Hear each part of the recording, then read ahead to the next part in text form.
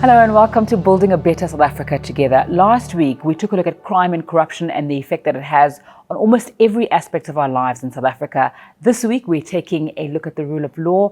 I'm joined by Richard Price. He's the Corporate and Legal Affairs Director at Anglo American. Richard, so good to have you with us. Thanks so much for your time. What's the importance of understanding rule of law? Well, the rule of law really is so much tied to crime and corruption. Actually, I mean they're quite related topics, and in order for us to address the scourge of crime and corruption, I think we have to instill the rule of law as a pretty fundamental value within South Africa. And what does rule of law mean? It means that we live by the laws that we enact in a democracy, and that no one is above the law, if you will. We're all sort of equally subject to the law. It also means that we have the institutions in place to ensure that laws are enforced and respected, and when they're not respected, that those who break the law are brought to book for it. And obviously, we have strayed quite far away from that in many aspects in South Africa. Yes. So tell me about the role that business for South Africa is playing in trying to get us back to a place where we have the fundamentals in place, people are following the law, and there are consequences for breaking them. Sure. And maybe before I do that, let me touch on one thing. I mean, you say that in South Africa, we've strayed from the rule of law, if you will. South Africa is not alone in that. This is pretty much a global phenomenon, actually. And it's something that, you know, as the person who's responsible for all things legal with an Anglo American, I'm actually deeply concerned about. It's a global phenomenon. In fact, there was a study done recently that showed that 85% of the world's population live in countries where the rule of law is in decline. So this is pretty much a universal phenomenon that's affecting us in every jurisdiction in which we operate. The erosion of the rule of law manifests itself in different ways and different places. In South Africa, one manifestation of it is the growth of crime and corruption, as we've been seeing, that really affects everyone in society. It impacts business, it impacts the investment environment, but I think in some ways, more importantly, it impacts individuals and impairs their sense of security, if you will, and it makes them feel insecure. And, you know, again, I mean, I think that's something that you know, we as business and sort of societal leaders should all be very concerned about. All right, so there's that concern from the business community. What happens after that? Just take us through some of the action that's been taken in order to make sure those fundamentals are back in place. So before I respond to your question, I think it might be useful for me to set out my perspectives on the current situation in South Africa with the rule of law. It's not all bad news, and there's some real positives there. Firstly, you know, South Africa has a world-leading constitution. Secondly, South Africa has a strong and independent judiciary. Thirdly, and I think very importantly, South Africa has a strong, independent, and even somewhat noisy media that focuses on rule of law issues. I think those are all very positive things. What did happen, though, is particularly with state capture, a number of the institutions that are there to enforce and prosecute the law were hollowed out, and they clearly need to be recapacitated. And that is a very difficult job for any government to do. So I think there is a role for business to work with government to help government do what it needs to do, which is to recapacitate these institutions. I mean, at the end of the day, it's a government responsibility, but I think business can be there to help government achieve that. There's a concern that business is not always benevolent, especially in South Africa. We've seen instances of collusion, corruption from the private sector. And so even as there's that assistance, there may be a concern, why is business doing it? Yeah, I mean, that is a fair concern. And I think we need to ensure that the engagement that is done and any assistance that is provided be done in such a way that it doesn't undermine the independence of the institutions that are necessary to support the rule of law. And I think, both business and government are very sensitive to that fact.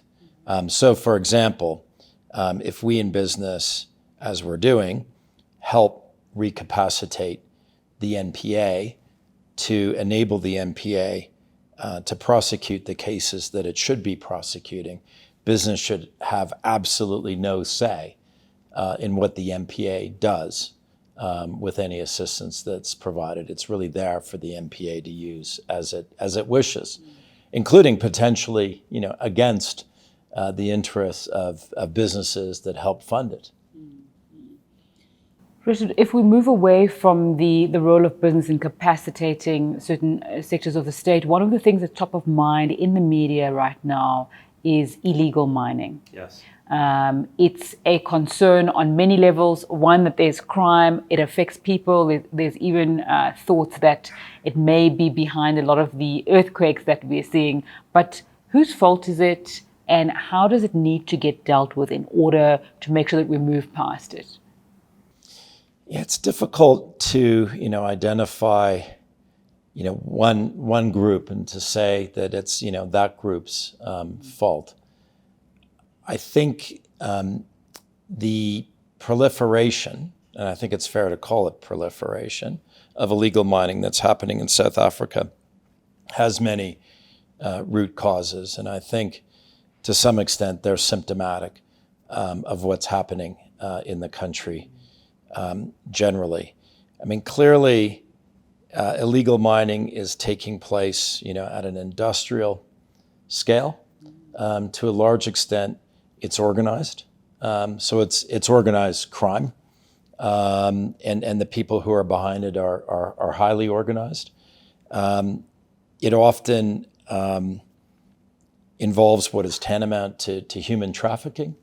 The people who are actually physically engaged in illegal mining are often, desperate people from other parts of Africa just looking to survive and are being exploited by the people who are behind illegal mining. So it's when you sort of see it in that light, it's a really complicated issue to tackle. But we at Anglo American are very focused on playing our part to help government and others address this issue. This is not an Anglo American problem. This is not even a mining industry problem. This is a national problem that really is going to require, a national response, that's supported and backed up by industry. And I suppose it's in line with what you and I are talking about today, that problems or challenges in South Africa cannot be fixed by one sector alone, and we need to view them holistically. Yes. And business needs to come in, government needs to come in, and then you and I need to come in, ordinary people need to come in and deal with the challenges that we're facing, because that's the only way we're going to get to the kind of South Africa that we want to see. Absolutely right. And perhaps it begins with a vision for the kind of South Africa people want to be a part of. And then I think it's up to, every sector of society to reflect on what part they can play in helping the country achieve that vision. Because I do believe, South Africa has tremendous promise. I believe that for decades. Things have been obviously pretty tough in the last few years, but I have every reason actually to be optimistic with the way that I see business and civil society and government coming together, engaging in a very constructive, collaborative way to help resolve these issues.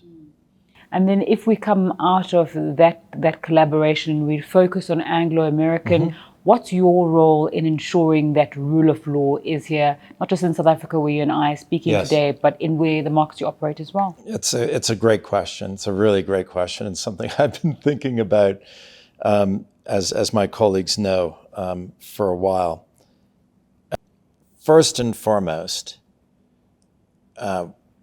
we want to ensure that we never do anything to undermine the rule of law. I mean, that sounds pretty obvious, but we've seen, many examples of corporations and other organizations doing things that undermine the rule of law to promote their own self-interest.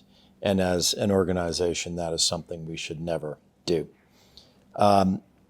Secondly, in a more positive light, we are looking at specific actions we can take in each of the jurisdictions where we operate to help promote the rule of law. And the actions we take will vary from jurisdiction to jurisdiction, depending on the circumstances of that jurisdiction and ways in which we might tangibly and practically be able to help promote the rule of law.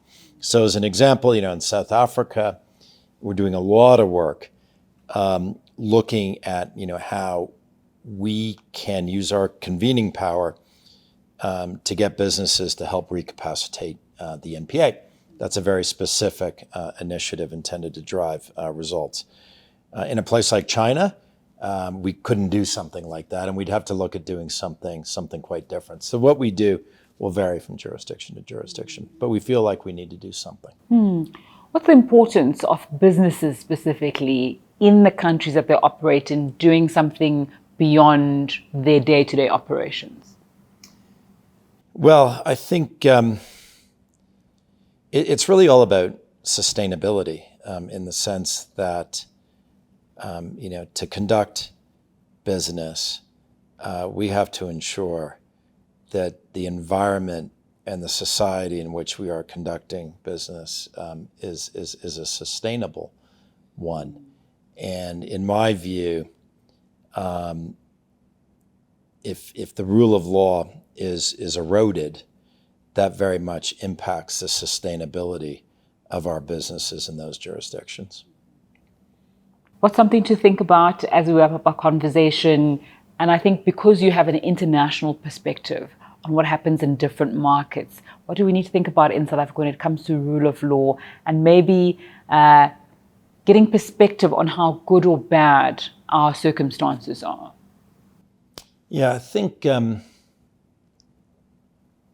it's probably important first to have an appreciation for the importance of the rule of law and what the world might look like if there's at the one end of the spectrum, there's a complete erosion of rule of law. We can think of countries in that position, and South Africa is nowhere near there. But we can imagine what things could look like if they got really bad. And we should also think about the opportunities that would be presented, in a world where the rule of law is very strong, and what that would mean for the country, what that would mean for society, and I think most importantly, what that would mean for individuals. Richard Price, Corporate Affairs and Legal Director at Anglo American. Thank you so much for your time on building a better South Africa together. I really appreciate it. Thank you very much. That was great. Thank you. Now, we've been spending quite a lot of time talking to business and government about what can be done to build the South Africa that we want to see. But what about civil society and the power that you and I have as people living in South Africa? Next week, I'll be speaking to Mbali Ntuli. She's the founder of Groundwork Collectives. Do stay with us on building a better South Africa together.